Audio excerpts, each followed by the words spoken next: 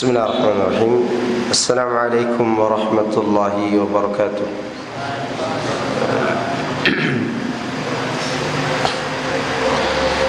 Innal hamdalillah nahmaduhu wa nasta'inuhu wa nastaghfiruh wa na'udzu billahi min shururi anfusina wa sayyiati a'malina. May yahdihillahu fala mudilla lahu wa may yudlil fala hadiya lahu. وأشهد أن لا إله إلا الله وحده لا شريك له وأشهد أن محمدا عبده ورسوله صلى الله عليه وعلى آله وصحبه أجمعين. أما بعد،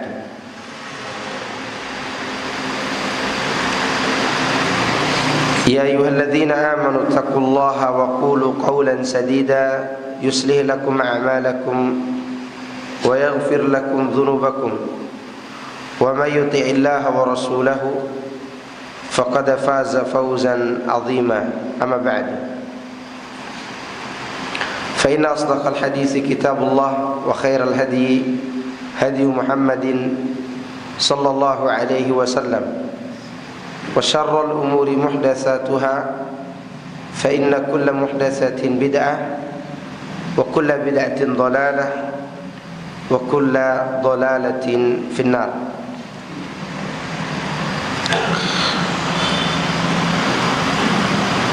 Para jemaah sekalian, azani Allah wa iyyakum.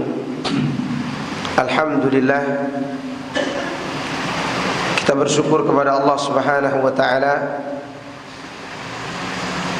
atas limpahan nikmat yang Allah berikan kepada kita semuanya. Di antaranya adalah nikmat bisa menghadiri majlis ilmu, yang mana majlis ilmu adalah salah satu taman dari taman-taman surga yang Allah sediakan di atas muka bumi ini. Sebagaimana Rasulullah sallallahu alaihi wasallam bersabda, "Idza marartum bi riyadil jannah farta'u." Qalu ya Rasulullah, "Wa ma riyadul jannah?" Qala, "Hilakudz dzikri." Apabila kalian melewati taman-taman surga, maka mampirlah dulu.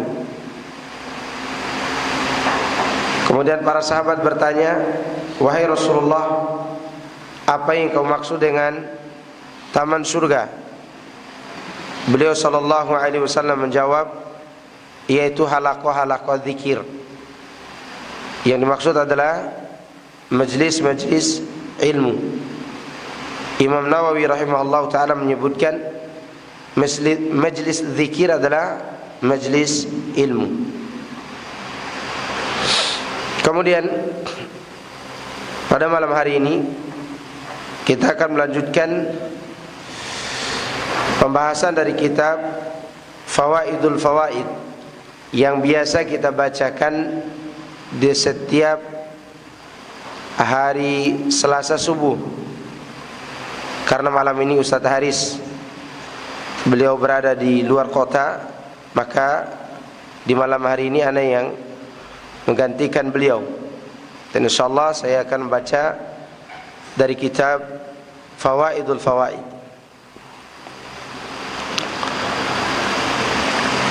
Disebutkan oleh penulis, tuba liman ansafa rabbahu,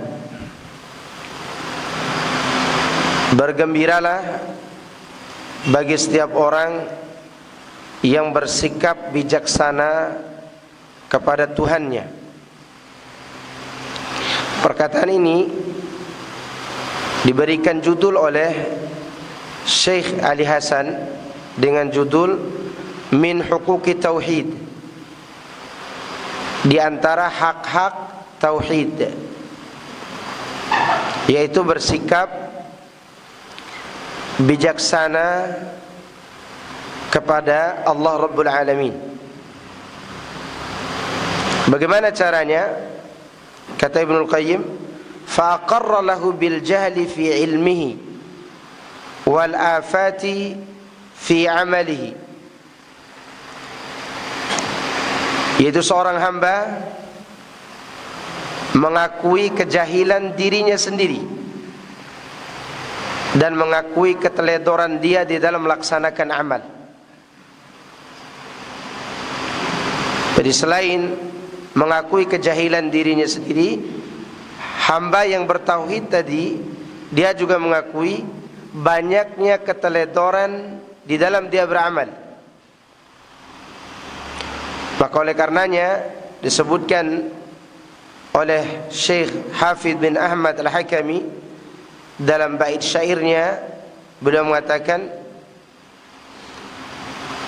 Ahmaduhu subhanahu wa ashkuruh wa min masawi amali astaghfiruh. Aku menyanjung Allah dan memujinya atas kesempurnaan sifatnya, dan aku mohon ampun kepada Allah atas kekurangan amalku, atas buruknya perbuatanku. Nah, begini cara seorang hamba bersikap bijak kepada Rabbnya, yaitu Allah Subhanahu wa ta'ala. Kemudian wal uyubi fi nafsihi wat tafriti fi haqqihi. Dia juga harus mengakui bahwa dirinya memiliki banyak aib, dan bersamaan dengan itu dia banyak melalaikan hak-hak Allah. Jadi kita tidak boleh congkak, kita tidak boleh sombong dengan ibadah kita. Kita harus merasa bahwa kita banyak melalaikan hak Allah Azza wa Jalla, sedangkan Allah memberikan hak kita dengan sempurna. Hatta kita sudah sholat, kita tetap mengakui kekurangan diri kita. Makanya setiap selesai sholat, apa yang kita baca? Astaghfirullah 3 kali. Bahkan keluar dari toilet pun kita disuruh untuk mengakui kekurangan diri kita. Ghufranaka. Karena memang seorang hamba memiliki banyak aib, dan dia juga harus mengakui bahwa dirinya banyak melalaikan hak-hak Allah Azza wa Jalla. Maka di antara ciri-ciri penduduk surga yang akan masuk surga tanpa hisab, tanpa azab, apa yang mereka miliki? Di antaranya, walladzina yu'tuna ma ataw wa qulubuhum wajilatun annahum ila rabbihim raji'un. Dan orang-orang yang sedang melaksanakan apa yang mereka laksanakan dari kebaikan, tapi hati mereka wajilatun, takut. Takut dari apa? Takut Allah menolak amalnya, takut dia banyak melalaikan hak-hak Allah, takut dia melaksanakan amal itu penuh dengan kekurangan, karena dia tahu dirinya akan dihisab oleh Allah. Maka oleh karenanya di akhir ayat itu Allah mengatakan annahum ila rabbihim raji'un. Ayat ini terdapat dalam surat Al-Mu'minun. Maksudnya mereka yakin mereka akan dikembalikan kepada Allah Subhanahu wa ta'ala. Begitu sifat mereka yang akan memasuki surga tanpa hisab, tanpa adab. Oleh karenanya setelah itu Allah katakan ulaika yusari'una fil khairat. Dengan sifat tadi, mereka itu orang-orang yang selalu bersegera untuk melakukan kebaikan. Wahum laha sabiqun. Nanti di yaumil qiyamah mereka juga yang akan pertama kali mendapatkan kebaikan itu. Dengan sifat tadi, sifat merasa banyak melalaikan hak Allah Subhanahu wa ta'ala, sedangkan Allah banyak memberikan haknya, ya, yaitu memberikan hak hamba tadi. Wal zulmi fi muamalatihi. Dan dia juga harus mengakui bahwa dia banyak melakukan kezaliman ketika bermuamalah dengan Allah Azza wa Jalla, ya. Terutama dalam urusan muamalah sirriyah, muamalah yang bersifat rahasia, baik itu muamalah yang zahir maupun muamalah hati kita. Terkadang muamalah kita dengan Allah di dalam hati ini penuh dengan kezaliman, ya. Kita tidak mau menyampaikan apa yang Allah perintahkan gara-gara kita zalim sendiri di dalam hati. Saya contohkan, ada sebagian dai misalnya, sebagian kecil kalau kita tidak katakan sebagian besar, ketika dia dihina, tidak disanjung, tidak dipuji, dia berhenti berdakwah. Padahal berdakwah mengajak manusia kembali kepada Allah adalah hak Allah Azza wa Jalla. Ketika dia berhenti berdakwah gara-gara tidak mendapatkan pujian, atau gara-gara dia dicela atau diremehkan orang, maka dia telah berbuat zalim kepada Allah dalam muamalahnya. Muamalah sirriyah, muamalah yang bersifat rahasia. Fa in akhadahu bidzunubihi ra'a adlahu, wa in lam yu'akhidhu biha ra'a fadlahu. Jika hamba tersebut diazab oleh Allah karena dosanya, maka hamba itu akan melihat keadilan Allah di dalam perkara tersebut. Gara-gara dosa dia diberikan ujian, dia diazab oleh Allah di dunia ini, maka dia selalu memandang bahwa itu adalah keadilan Allah Azza wa Jalla. Jadi Allah memberikannya bencana, musibah adalah bagian dari keadilan Allah. Tentunya ini gara-gara dosa. Gara-gara apa? Dosa. Wa in lam yu'akhidhu biha ra'a fadlahu.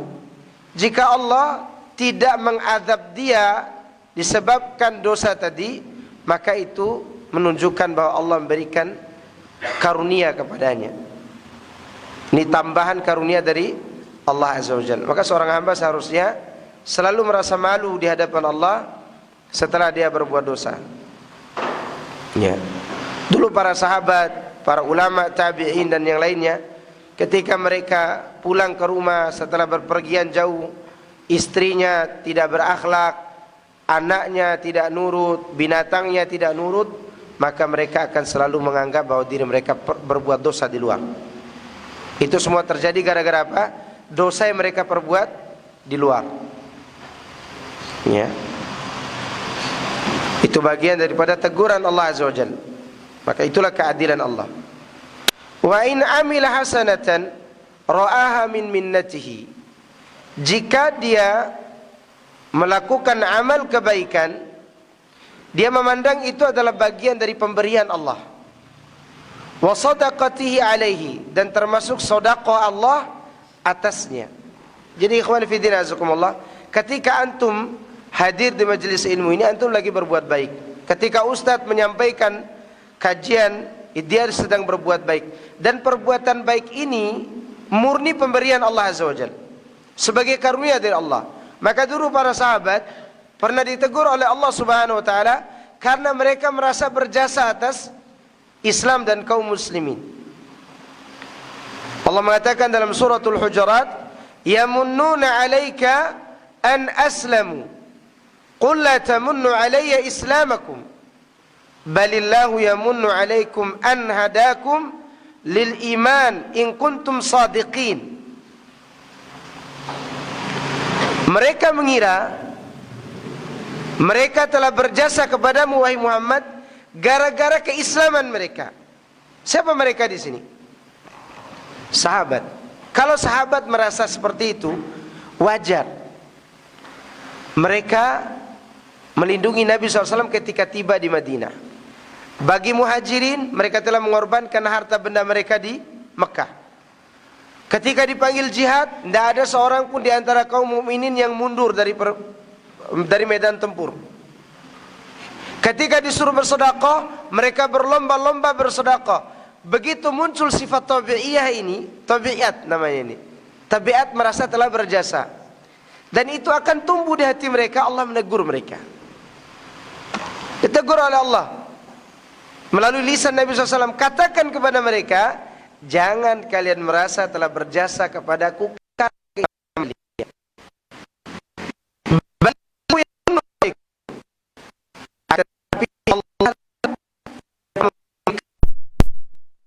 Berupa hidayah kepada keimanan. Apa karunia di sini? Hidayah kepada keimanan. Jadi seorang hamba ketika dia mendapatkan kebaikan berupa akidah yang lurus, ibadah yang benar, akhlak yang mulia, jauhkan diri Anda, diri kita semuanya dari sifat ujub. Ujub karena berbuat baik. Jadi seorang hamba diuji oleh Allah di sini. Pernah saya sampaikan sebelumnya bagaimana syaitan membuat kita tersesat. Awal-awal kita hijrah, kita disibukkan diri dengan apa? Dengan mencari pengikut. Sudah banyak pengikut. Dia mau berfatwa, tidak berani. Dia mau memberikan kebenaran, tidak berani. Kenapa? Takut kehilangan pengikut. Kalau sifat ini sudah hilang, udah masa bodoh orang mau ngikutin atau tidak. Yang penting disampaikan kebenaran. Ini sudah lewat nih. Masih ada ujian berikutnya. Apa itu? Diberikan kelebihan. Kelebihan karamah. Diberi kelebihan apa? Karamah. Di antara karamah adalah rajin menuntut ilmu. Sebagaimana perkataan Ibnul Qayyim. Atau karamah yang lain. Misalnya contoh kecilnya, dia bisa meruqyah misalnya. Diruqyah orang setiap hari dia ruqyah. Gara-gara dia ruqyah dia tidak mau lagi belajar karena dia merasa diri sudah mendapat apa? Karamah. Apa yang terjadi? Subhanallah, ini lagi musim gempa ini. Ya.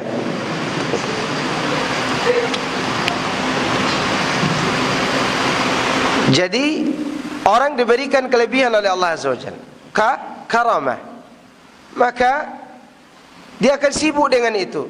Dia tinggalkan memperdalam ilmu, tidak lagi baca kitab fikih, tidak lagi baca kitab-kitab yang lainnya. Udah sibuk dengan ruqyah saja. Kalaupun dia lolos dari itu, dia tidak tertipu dengan kelebihan yang Allah berikan. Dia tetap jalankan perjalanan ini. Dia akan ditipu lagi oleh iblis dengan cara berikutnya. Apa itu? Asyik beribadah sendiri tanpa memperdulikan umat. Tidak mau lagi berdakwah, tidak mau melihat tetangga yang susah. Yang penting dia zikir saja di rumahnya. Nah, ini juga tipuan-tipuan. Apa yang harus dilakukan? Lakukan apa yang telah Allah tetapkan dan tinggalkan apa yang telah Allah larang. Baik dilihat orang maupun tidak dilihat orang, Anda laksanakan. Itu ya jalan yang selamat. Dan semua itu adalah pemberian dari Allah Rabbul Alamin. Makanya kalau ada yang bertanya, bagaimana kita bisa melihat perbuatan baik kita dibalas oleh Allah di dunia ini? Gambarannya bagaimana? Walaupun kita tidak memastikan, tapi tentunya kita mau melihat gambarannya. Disebutkan oleh Syekh Sa'di rahimahullah ta'ala, gambarannya adalah fajazaul hasanah al-hasanatu ba'daha.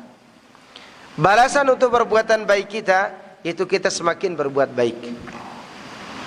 Maka ketika kita berbuat baik, itu karunia dari Allah. Setelah itu kita berbuat baik lagi, itu tambahan karunia dari Allah Azza wa Jalla. Ya. Maka oleh karenanya sekali lagi, fa in amila hasanatan ra'aha minnatan min minnatihi wa sadaqatihi alaihi. Fa in qabilaha fa minnatun wa sadaqatun tsaniyah. Jika Allah menerima amal kebaikan itu, tadi dikatakan beramal kebaikan, itu pemberian Allah. Sekarang kalau Allah menerima perbuatan baik itu, maka itu adalah karunia berikutnya. Karunia yang berlipat. Maka tadi tandanya adalah fajazaul hasanah al-hasanatu ba'daha. Kata Syekh Sa'di rahimahullah, balasan kebaikan adalah seorang melakukan kebaikan berikutnya. Ya, jika sekarang kita belajar din, belajar agama, kita mengetahui ilmunya, lalu setelah itu kita berusaha mengamalkannya meskipun sedikit, amalan kita setelah belajar ini adalah balasan dari ilmu yang kita pelajari. Atau selesai kita melaksanakan solat wajib bagi yang muqim misalnya, dia melaksanakan solat sunnah setelah itu, maka solat sunnahnya boleh jadi balasan untuk solat wajibnya tadi. Jadi terus dia melakukan kebaikan. Itu adalah balasan dari apa? Kebaikan yang dia lakukan. Maka bila Allah menerimanya, itu adalah kebaikan berikutnya. Kebaikan di atas kebaikan. Wa in raddaha falikauni misliha la yasluhu an yuwajaha bihi. Jika Allah menolak amal tersebut meskipun dipandang baik, ya, karena Yang semisal dengan itu tidak pantas untuk dihadapkan di hadapan Allah. Ada amal yang ditolak oleh Allah? Ada. Banyak amal yang ditolak oleh Allah Subhanahu wa taala. Makanya nanti di yaumul qiyamah orang yang paling merugi adalah orang yang beramal. Semoga Allah melindungi kita dari amal yang ditolak ini. Walaupun dia ibadah, maka itu ibadah yang tidak pantas untuk dihadapkan di hadapan Allah Subhanahu wa taala. Di antara perbuatan syirik dan perbuatan bid'ah.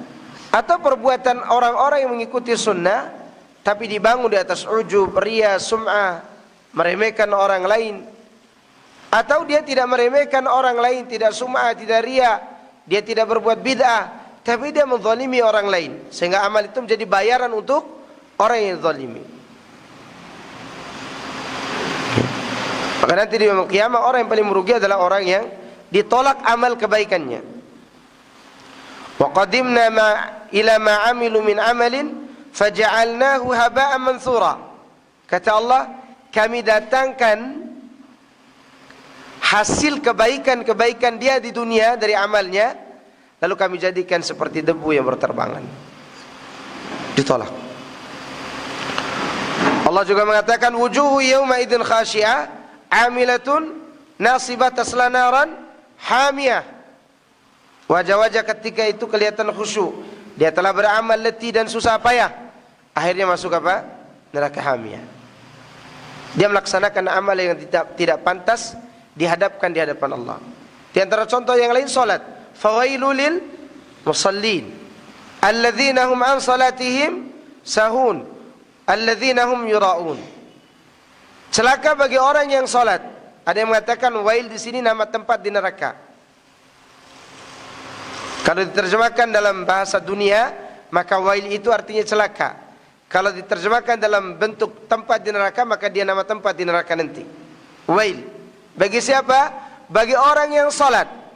Siapa mereka? Itu mereka yang lalai dari salatnya. Siapa orang yang lalai dari salatnya?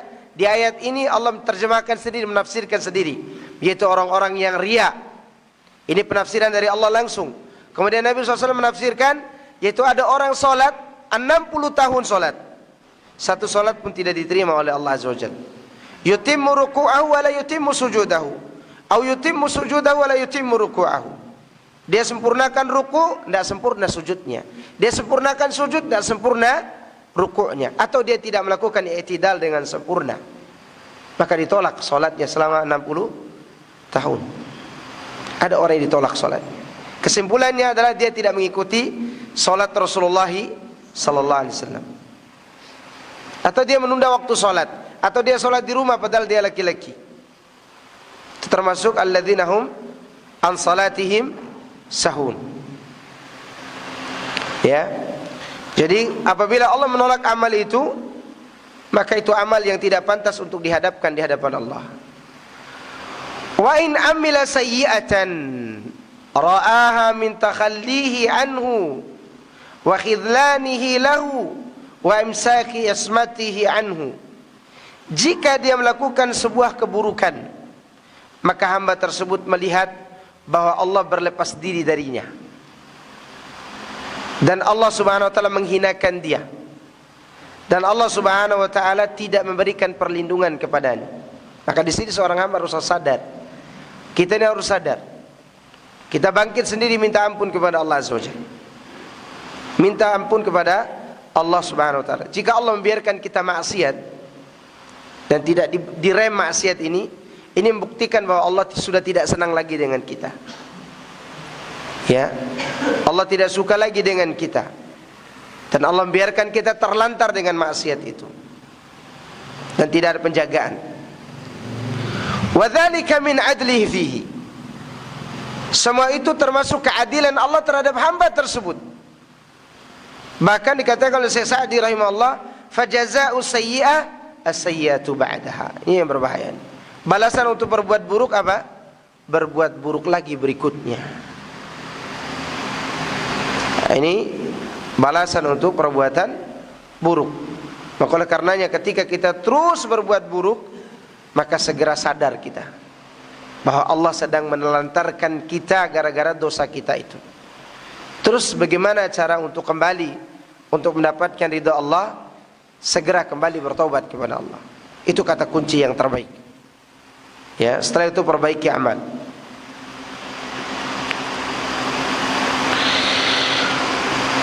Fayara fi dzalika faqrahu ila rabbih wa dhulmahu fi nafsihi. Jika dia terus berbuat maksiat, seharusnya dia memandang bahwa dirinya sangat butuh kepada Allah. Ya, dan dia memandang dirinya sendiri telah berbuat zalim kepada Rabbul Alamin. Fa in ghafaraha lahu fa bimahdi ihsani wa judi wa karamihi. Jika Allah mengampuni dosanya tersebut, maka itu semua murni kebaikan dari Allah dan murni kedermawaan Allah dan sifat karamnya. Ya. Jadi Allah Subhanahu wa taala setelah melihat kita berbuat dosa dan kita tidak diperhatikan karena dosa kita tersebut, lalu kita kembali kepada Allah, maka Allah Subhanahu wa taala mengampuni dosa itu. Dan Allah mengampuni dosa itu bukan karena Allah butuh kepada kita. Tidak, sama sekali tidak. Ketika Allah memberikan kita ganjaran ampunan, Allah tidak butuh kepada kita. Tidak butuh kita terus taat kepadanya. Tidak butuh. Tapi kitalah yang membutuhkan ampunan dari Allah Jalla Jalaluhu. Makanya seorang hamba ketika dia bisa bertaubat kepada Allah, maka dia harus memandang semua itu murni kebaikan dari Allah Subhanahu wa taala. Banyak orang yang dekat dengan kebenaran dia tidak bisa bertaubat setelah dia berbuat salah. Dia tidak bisa mengucapkan istighfar walaupun dia hidup bersama Nabi. Contoh siapa? Paman Nabi SAW, Abu Lahab dan Abu Talib. Dua-duanya paman Rasulullah SAW. Melihat langsung Rasulullah SAW, tahu bagaimana sifat beliau. Tapi mereka tidak bisa bertaubat kepada Allah. Yang satu buruknya minta ampun, yang satu baiknya luar biasa. Tapi kedua-duanya tidak bisa mendapatkan ampunan Allah. Kenapa? Karena ampunan Allah itu murni kedermawan Allah Subhanahu wa taala. Maka jika hari ini kita bisa sholat, bisa beristighfar, bisa bertaubat, bisa duduk di majelis ilmu, bisa menyampaikan kebenaran, semua itu murni dari pemberian Allah Rabbul Alamin. Begitu cara berpikir orang yang bertauhid. Orang yang benar tauhidnya, cara berpikirnya demikian. Jika dia tidak diperhitungkan orang, diabaikan haknya, maka dia harus melihat dirinya sendiri berapa banyak kekurangannya dan betapa banyak muamalah dia dengan Allah yang penuh dengan kezaliman, yang penuh dengan dosa dan maksiat. Maka saya contohkan contoh yang lebih mudah. Jika kita pulang ke rumah, istri kita ngambek, istri kita tidak mau masakin kita, tidak mau melayani kita, padahal kita tidak berbuat salah apa-apa, dan dia juga tidak mengerti apa kesalahan kita. Berarti di jalan ada dosa yang kita lihat. Di jalan ada perbuatan apa? Dosa. Jika kita pulang melihat dia, padahal kita penampilannya keringatan, bau ketek begitu kan, tapi tetap disambut, suamiku sayang, dia begitu. Itu karunia dari Allah SWT. Ya. Padahal baru pulang, mau perdulan cambu serai, tangannya bini berserai selau seme, tetap disambut, suamiku sayang, dicium, gitu kan? Itu karunia dari Allah SWT. Maka oleh karenanya, ikhwani fiddin azakumullah, berpandanglah dengan pandangan yang bijaksana terhadap Rabbul Alamin. Wa nuqtatul mas'alati wa sirruha. Titik rahasia daripada masalah ini, annahu la yara rabbahu illa muhsinan ولا يرى نفسه إلا مسيئا أو مفرطا أو مقصرا فيرى كل ما يسره من فضل ربه عليه وإحسانه إليه وكل ما يسوءه من ذنوبه وعدل الله فيه.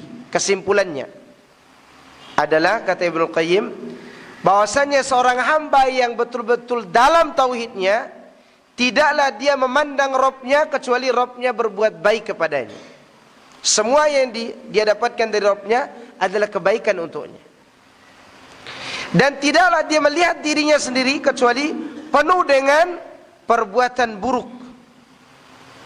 Dia memandang dirinya pelaku keburukan atau yang melalaikan hak-hak Allah Azza wa Jalla. Lalu semua yang membuatnya gembira, dia melihat semua itu bagian dari karunia Rabb-Nya. Dan semua yang membuat dia sengsara atau tidak suka, maka dia melihat semua itu adalah buah daripada dosanya dan bagian dari keadilan Allah terhadap dirinya.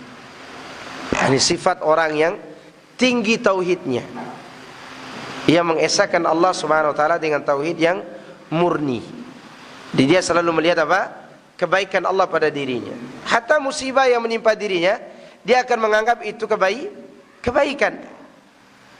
Makanya Rasulullah SAW mengatakan, ajaban li amril mu'min, inna amrahu kullahu lahu khair, wa laysa dhaka illa lil mu'min. In asabathu sarra syakara fakana khairan lah, wa in asabathu darra sabara fakana khairan lah.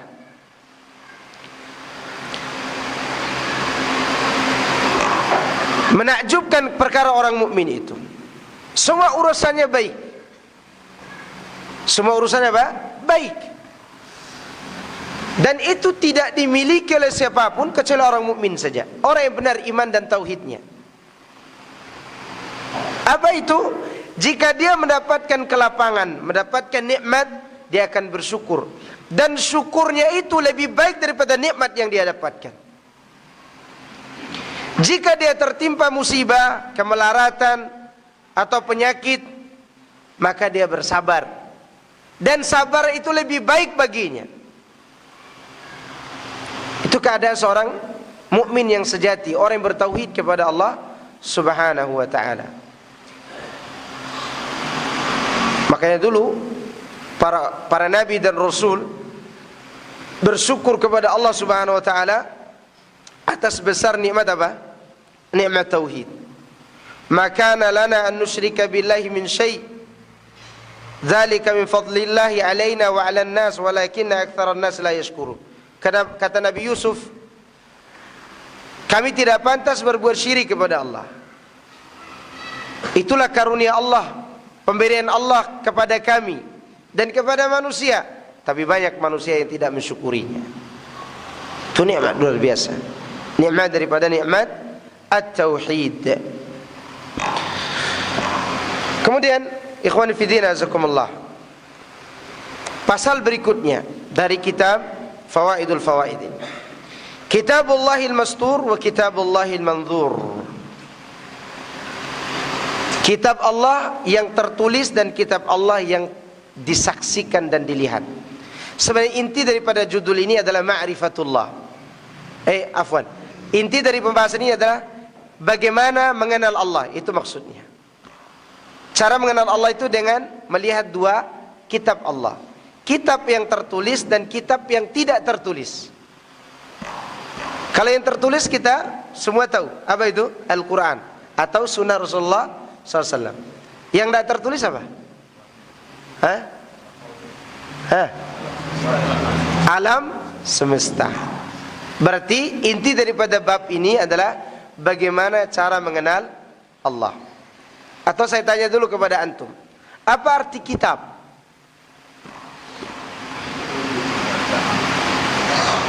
Jawab. Masa antum sudah umur, sudah jenggotan putih-putih kayak gini tidak bisa jawab? Apa arti kitab?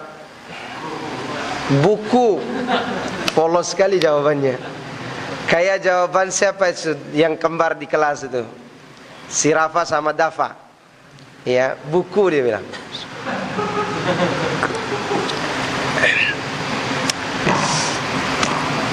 Ada yang tahu arti kitab? Kitab adalah kumpulan perkataan atau pembahasan. Jadi arti asal kitab itu apa? Kumpulan. Makanya ini dinamakan apa? Kitab. Kalau kosong dia tidak dinamakan kitab. Kalau tidak ada kumpulan tulisan di sini, dia tidak dinamakan kitab. Dia dinamakan kirtasun atau daftarun. Daftar saja, tidak ada tulisannya. Kalau sudah dikumpulkan tulisan di dalamnya, maka dia dinamakan apa? Kitab. Maka arti daripada kataba yaktubu artinya mengumpulkan kata-kata di atas apa? Lembaran. Kataba yaktubu mengumpulkan kata-kata dengan menulis. Tapi diartikan langsung dengan bahasa kita, kataba yaktubu apa? Menulis, ya kan? Padahal arti kalau diartikan harfiahnya, kataba yaktubu mengumpulkan kata-kata. Berarti kitab di sini adalah yang menghimpun sebuah pembahasan penting. Apa itu? Mengenal Allah Azza wa Jalla. Dan mengenal Allah itu dengan dua cara.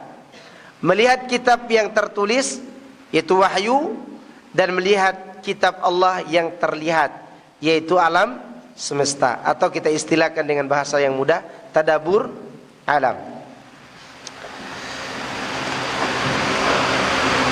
Ar-Rabb Ta'ala yad'u ibadahu fil Qur'an ila ma'rifatihi min tariqataini. Rabb yang maha tinggi mengajak hambanya di dalam Al-Quran agar mereka mengenal Allah dengan dua cara. Di dalam Al-Quran Allah mengajak kita untuk mengenalnya dengan dua cara. Cara pertama, an-nadharu fi maf'ulatihi, memperhatikan apa yang telah Allah ciptakan. Wasani atafakkuru fi ayatihi wa tadabburuha, yaitu merenungkan ayat-ayatnya dan mentadaburi ayat-ayatnya. Berarti kalau ditanya bagaimana cara Anda mengenal Allah, caranya dua.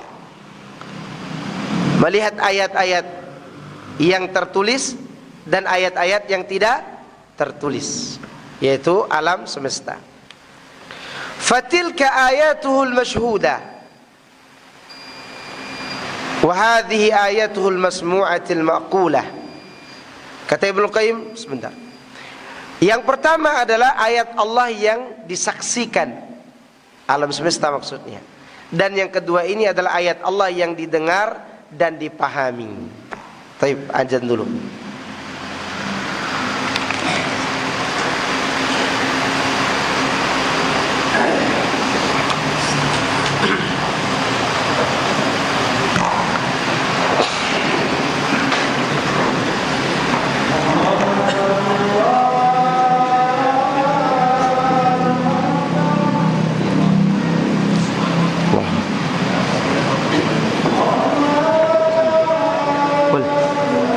Panas ya, kelihatan ya.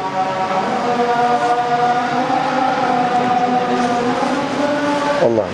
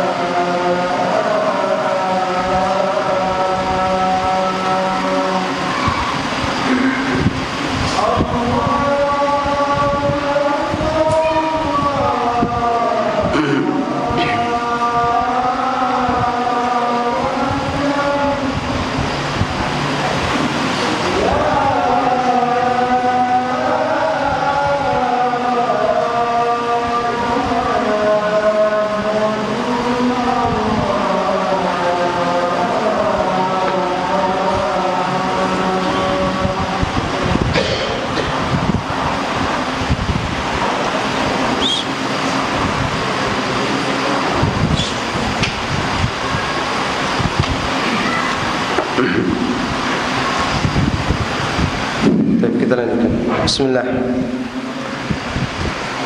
Di sini Ibnu Qayyim menyebutkan Allah mengajak hamba-hambanya untuk mengenal dirinya dengan dua cara. Tadi kita sudah sebutkan, kita sudah menyebutkan cara pertama adalah melihat makhluk ciptaan Allah, dan ini disebut dengan ayatul masyhudah, ayat yang disaksikan.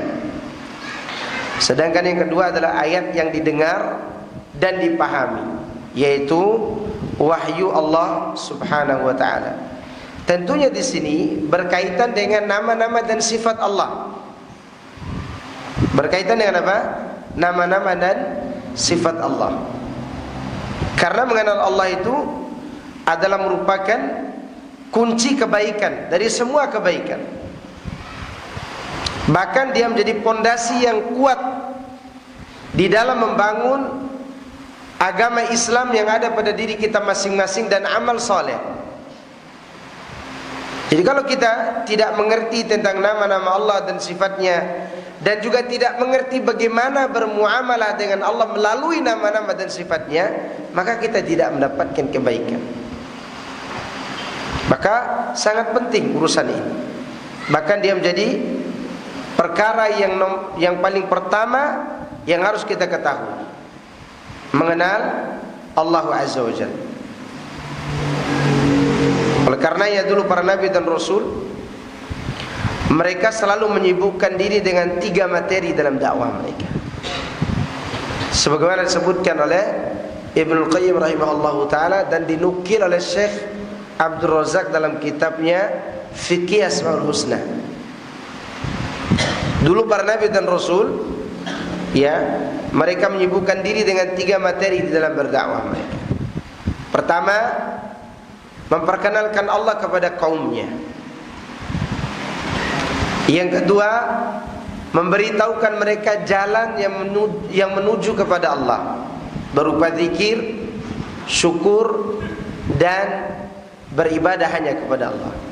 Itu jalan yang mengantarkan kemana? Kepada Allah. Seperti yang kita bahas tadi, tauhidul ubudiyah. Kemudian yang ketiga, memberitahukan kepada mereka tentang balasan atas kebaikan tauhid mereka.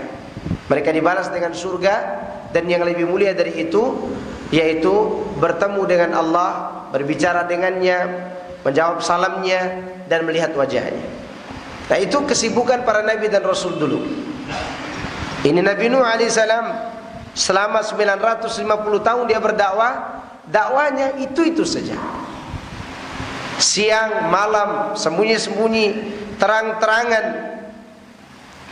beliau menyampaikan itu kepada kaumnya. Di antara contoh perkataan Nabi Nuh, faqultu astaghfiru rabbakum innahu kana ghaffara yursilis samaa 'alaikum midrara. Lihat, beristighfarlah kepada Rabbmu, kata Nabi Nuh. Lalu Nabi Nuh memperkenalkan Allah kepada mereka, innahu kana ghaffara, sungguhnya Allah itu maha pengampun. Ghaffara adalah ungkapan mubalaghah, tidak sekadar mengampuni, tapi selalu mengampuni, dan akan mengampuni dosa sebesar apapun.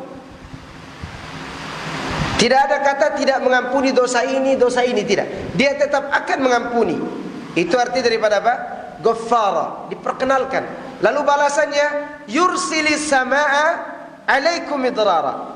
Dijelaskan pula balasannya, yaitu Allah akan turunkan keberkahan selangit melalui apa? Air hujan. Air hujan yang tadinya berkah akhirnya menjadi bencana buat mereka. Kenapa? Karena mereka tidak mentaati Nabi Nuh alaihissalam. Lihat bagaimana dakwah Nabi Nuh. Siang malam, pagi petang, terang-terangan, sembunyi-sembunyi, dia mengajak umatnya untuk mengenal Allah, beribadah kepada Allah Subhanahu wa taala, dan beritahukan kepada mereka keutamaan. Ya. Tidak seperti kita hari ini, di zaman ini, dakwah tauhid baru datangi 2-3 kali, itu saja kata jamaahnya. Sudah begitu didengar oleh ustadznya, tidak mau lagi dia kaji. Aduh, orang bosan dengar kajian tauhid terus. Akhirnya ustadznya apa? Terpengaruh hatinya. Jangan pedulikan orang. Yang kita pedulikan apa? Ikuti jejak para nabi dan Rasul alaihi wassalatu wassalam, di mana mereka sibuk dengan itu. Walaupun kita tidak meremehkan pembahasan-pembahasan lain tidak, tetapi yang paling penting dari semua pembahasan itu apa? 3 hal tadi. Bagaimana seorang dia bisa beribadah dengan baik kepada Allah kalau dia tidak mengenal Allah? Bisa antum betah duduk dengan seorang bupati yang tidak antum kenal. Ada bupati Dompu misalnya, anda kayak anda tidak pernah mengenal bupati itu, sampai sekarang juga tidak tahu wajahnya yang mana. Ya, lalu bupati itu duduk dengan anak, lagi minum kopi di warung kopi berdua. Saya minum gitu. Saya pergi begitu saja, tidak peduli yang duduk di bupati itu siapa. Coba kalau antum kenal dia bupati, Pak Bupati, gimana kabar? Apa saja yang tidak ada antum bicarakan, antum akan hadirkan pembicaraan itu supaya apa? Supaya betah duduk dengan siapa? Bupati, padahal bupati. Kenapa? Karena antum kenal dengannya. Anak yang tidak kenal, tidak peduli, anak akan pergi. Kan tidak kenal, ya enggak? Seperti itu seorang hamba ketika dia tinggalkan ibadah karena dia tidak mengenal Tuhannya. Seperti itu juga seorang hamba ketika dia betah beribadah karena dia kenal Allah Rabbul Alamin. Saking pentingnya mengenal Allah, Allah mengakhirkan pembahasan tauhidul ubudiyah sebelum membahas tauhidul ma'rifah di dalam surat Al-Fatihah. Allah perkenalkan dulu dirinya. Alhamdulillahirabbil alamin, arrahmanir rahim, maliki yaumiddin. Ya enggak? Atau mulai dari bismillahirrahmanirrahim sampai maliki yaumiddin. Pembahasannya apa? Mengenal Allah dulu. Baru seorang hamba bisa mempraktekkan iyyaka na'budu. Maka oleh karenanya Ibnu Qayyim mengatakan fabi qadril ma'rifah yakunu ta'zimu lirabbi fil qalbi. Sejauh mana kita mengenal Allah, maka sebesar itu kita mengagungkan Allah dalam hati kita. Maka ini pentingnya mengenal Allah melalui 2 cara tadi, yaitu dengan melihat makhluknya atau tadabbur alam, atau yang kedua dengan melihat ayat-ayat Al-Quran yang berkaitan dengan nama-nama dan sifat Allah Rabbul Alamin. Contoh, Allah menyuruh kita bertadabbur alam. Allah menyuruh kita dalam suratul Baqarah ayat 164. Inna fi khalqis samawati wal ardi wa ikhtilafil laili wan nahar wal fulki allati tajri fil bahri bima yanfa'un nas wa ma anzala Allahu minas sama'i min ma'in fa ahya bihil ardu ba'da mautiha wa batha fiha min kulli dabbah wa tasrifir riyahi was sahabil musakhkhar bainas sama'i wal ardi la ayatin liqaumi ya'qilun. Kata Allah, sesungguhnya pada penciptaan langit dan bumi, pergantian malam dan siang, kapal yang berlayar di laut dengan muatan yang bermanfaat bagi manusia, apa yang diturunkan Allah dari langit berupa air, lalu dengannya dihidupkan bumi setelah matinya, dan dia tebarkan di dalamnya bermacam-macam binatang, dan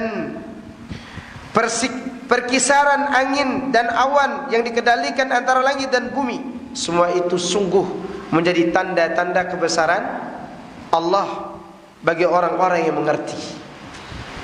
Contoh lagi, wa min ayatihi an khalaqalakum min anfusikum azwaja litaskunu ilaiha wa ja'ala bainakum mawaddatan wa rahmah inna fi dzalika laayatan liqaumin yatafakkarun. Inna fi dzalika laayatin liqaumin yatafakkarun. Sesungguhnya di antara tanda-tanda kebesaran Allah, Allah menciptakan untuk kalian apa? Pasangan hidup dari jenis kalian sendiri. Ya, kata Ibnu Katsir, bukan dari jin, bukan dari binatang. Karena manusia akan tenang dengan apa? Manusia.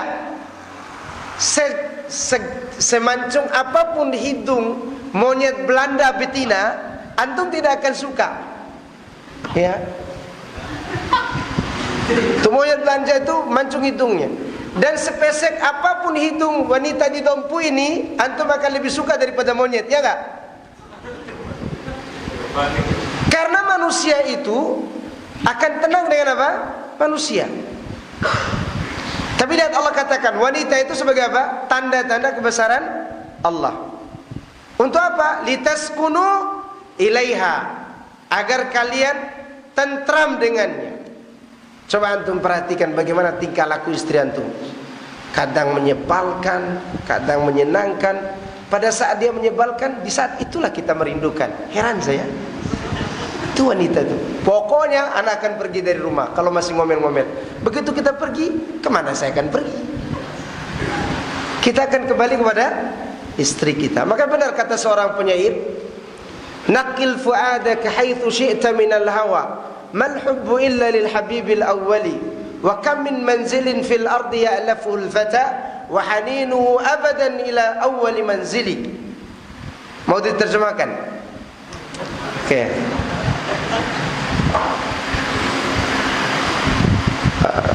Silakan kau pindahkan hatimu di mana kau mau pindahkan. Cinta itu tetap pada cinta pertama. Berapa banyak rumah dikelilingi oleh seorang pemuda mencari cinta yang baru, tapi hatinya selalu kembali kepada rumah pertama. Walaupun rumah pertama itu banyak ngomelannya. Ya. Antum kalau jauh dari istri pasti rindu. Heran kan kita? Ada seorang dulu waktu saya di Natuna selalu curhat sama anak. Ustaz, saya kalau pulang ke rumah diomeli istri, saya minta kepada kepala direksi, biarkan saya lama-lama di dalam laut ini. Begitu baru 3 minggu, kepengen pulang. Anak bilang, itulah yang disebut oleh Allah, litaskunu ilaiha. Dan semua orang tidak sama. Antum jangan bandingkan ketenangan anak dengan ketenangan antum, atau ketenangan orang Bima dengan ketenangan orang Bogor dengan istrinya. Orang Bogor tuh gitu panggilannya. Kalau istri kita amal oneng ina. Kata orang Sunda, ini orang lagi bertengkar, enggak, kita lagi tenang dengan istri kita. Begitu gaya dia. Ya enggak? Litaskunu ilaiha, kata para ulama, jangan bandingkan dengan orang lain, tapi rasakan sendiri. Siapa yang tahu? Diri kita. Maka bagi yang belum menikah tidak usah was-was, nikah saja. Nikah saja. Antum jangan lihat tetangga saya bertengkar terus, Ustaz, saya tidak berani nikah. Jangan, antum jangan lihat, dia bukan bertengkar, anaknya sudah 7 kok. Kenapa? Karena di dalam wanita itu ada tanda-tanda kebesaran Allah Subhanahu wa taala. Kalau kita tidak mencintainya, kalau Allah katakan wa ja'ala bainakum mawaddah. Allah ciptakan apa? Cinta dulu. Kalau tidak cinta akan tumbuh yang lain. Apa itu? Warahmah. Rahmah itu apa? Ketika tidak ada cinta akan hadir apa? Rasa kasihan, nyayangi dia. Ada keajaiban pada ciptaan Allah yang satu ini. Lemah akalnya tapi melemahkan akal kita, betul enggak? Lemah akalnya tapi dia melemahkan akal kita laki-laki ini. Dan buat kita juga bingung kadang. Ketika dia tidak dicinta, dia bisa disayang loh. Contoh nih, mau dicontohkan? Masih lama waktu, insya Allah masih 1 jam. Kapan lagi kita kajian begini? Ustaz Haris tidak ada kan? Ya. Istrinya Anas. Anas ini bukan Anas bin Malik, tapi Anas orang tuanya Imam Malik. Imam Malik punya orang tua namanya Anas. Anas ini tampan, putih, gagah orangnya, mancung hidungnya. Begitu dia nikah, dia tidak lihat dulu wajahnya. Karena anak ulama, dia sudahlah, anak ulama pasti cantik begitu kan, dan berilmu. Begitu dia buka malam pertama, istrinya jelek. Jangankan cinta, tidak ada 20%, tidak ada. Bahkan minus cintanya kepada istri. Tapi apa yang hadir pada dirinya? Rasa sayang kepada istrinya karena dia berilmu. Begitu istrinya tahu bahwa Anas ini tidak suka sama wajahnya, apa dia katakan? Wa asa an takrahu syai'an wa yaj'alallahu fi khairan katsira. Boleh jadi kau tidak suka dengan istrimu ini, ya, tapi Allah ciptakan kebaikan yang banyak pada yang kau tidak sukai. Maka tumbuh rasa itu, rasa ingin memiliki yang tidak dicintai tadi. Akhirnya tidur mereka malam itu. Apa yang terjadi? Allah berikan keajaiban, yaitu diberikan anak yang memimpin dunia. Siapa namanya? Malik bin Anas. Siapa? Malik bin Anas. Begitu. Sabar dengan kekurangan istri kita itu termasuk sabar dengan tanda-tanda kebesaran Allah Azza wa Jalla. Ya. Kecuali tiswa kebuah podare cola lo. Ya, tiswa podare kebuah indom lo kebuneni. Ya. Surain ulundai. Pokoknya mata kalau urusan cengga, ain hari menyesal ya. Pokoknya kata dia lau pokoknya lau orang. Pati jabi pakilin dah itu atin boratum ganteng ya. Jadi istri kita tanda-tanda kebesaran siapa? Kebesaran Allah SWT. Selanjutnya Allah katakan, wa min ayatihi khalqus samawati wal ardi wa ikhtilafil laili wan nahar.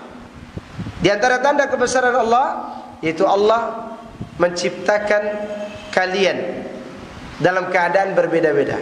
Khalqis samawati wal ardi wa ikhtilafil laili wan nahar. Wa ikhtilafi alsinatikum wa alwanikum afwan.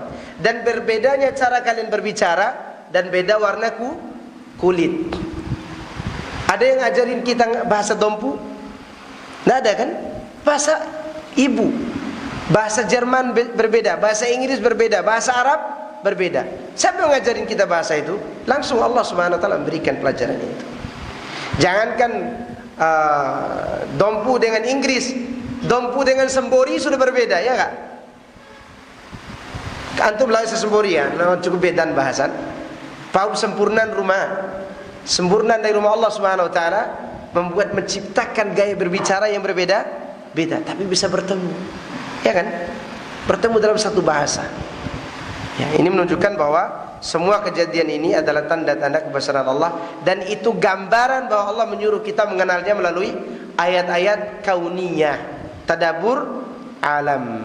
Taib, insyaallah nanti akan kita bahas lanjut tentang mengenal Allah melalui ayat-ayat Quran.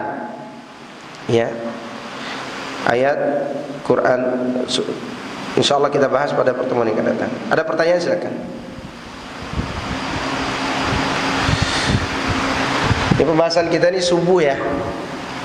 Makanya antum tiba-tiba dapat pasal yang ini. Ada yang bertanya? Fadhal, sini. Minta bertanya. Barakallahu fiikum. Bismillah. Bagaimana menyikapi istri yang selingkuh? Tinggalkan. Ana beritahukan kepada antum, kita ini memiliki cinta yang berbeda-beda. Yang berbahaya buat kita itu iskun. Apa? Iskun. Cinta mati itu tidak boleh. Cinta buta namanya. Bucin. Ya. Bucin. Nah, ini dihindari.